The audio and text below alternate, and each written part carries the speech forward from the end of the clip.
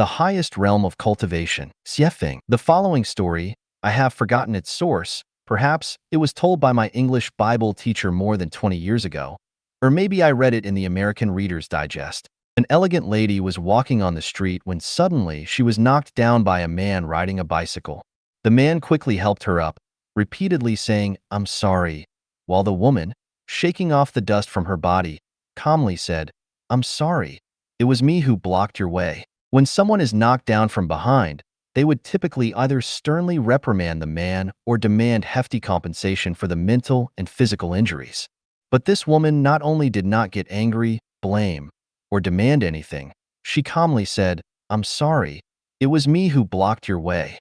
Her words implied that the man was right, and the one who was knocked down was wrong. What kind of realm is this? I believe this is the highest realm of cultivation, and cultivators should take this lady as a role model. Over 30 years ago, on a road in Yuzhong County, Lanzhou City, where there were very few vehicles, I suddenly heard the emergency braking sound of a truck from behind. Turning around, I saw the truck driver sticking his head out of the window and shouting loudly at a man riding a bicycle, "Are you looking to die?" Damn it! This driver was full of anger, and if the bicycle had blocked his way, a simple honk would have sufficed as a warning. There was no need for such cursing.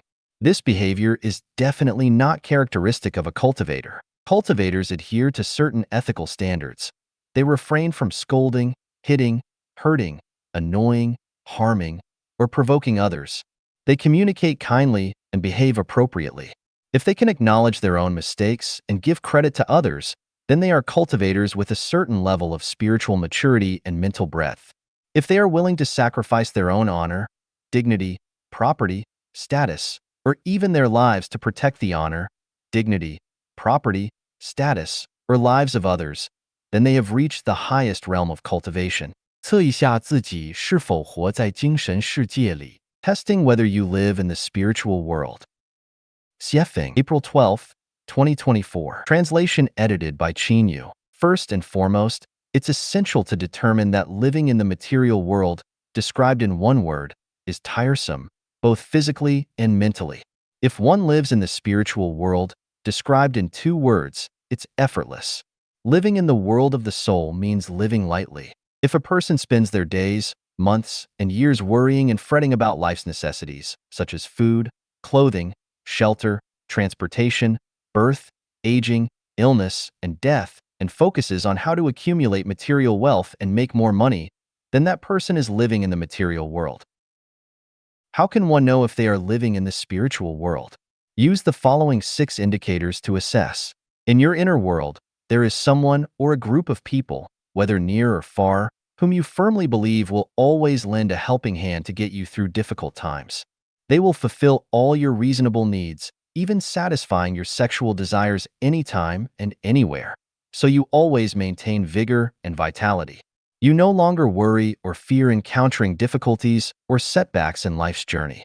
You joyfully engage in labor and creation every day, willingly sharing the fruits of your labor with those you hold dear in your heart. You deeply believe in certain truths. As you sow, so shall you reap. The cause and effect are perfectly matching.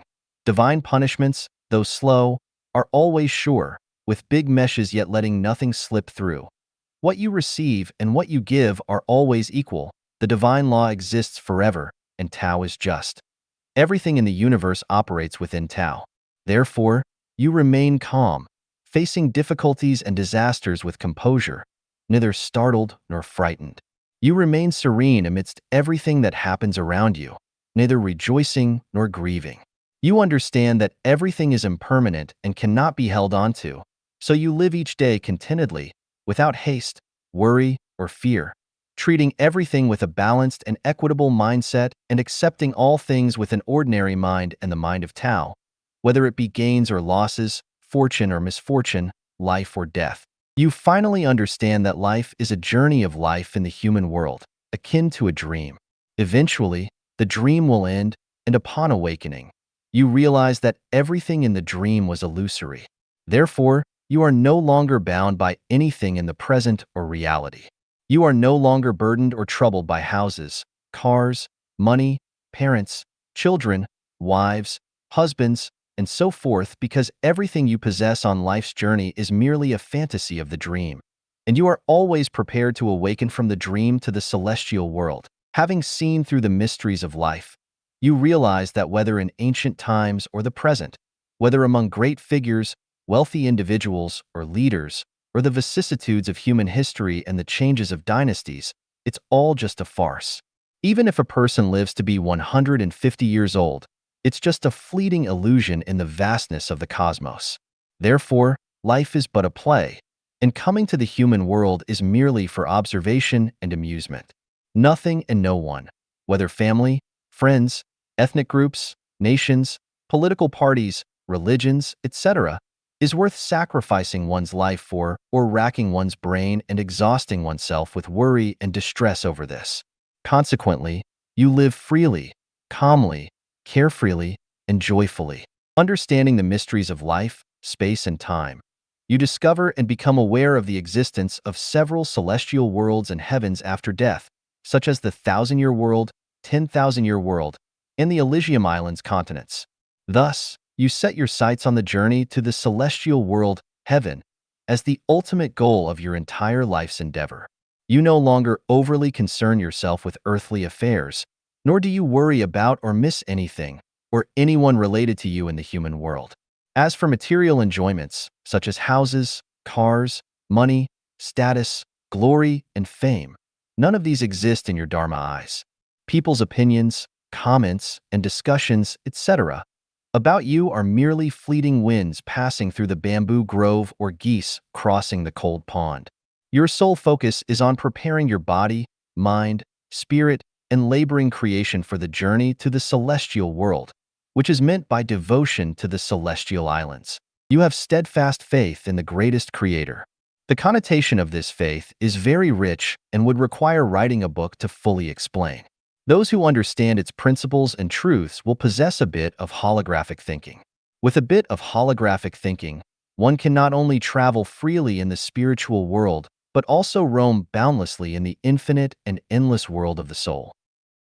If you feel or already possess any of the above 6 items, without a doubt, you have freed yourself from the shackles of the material world and are living in the spiritual world.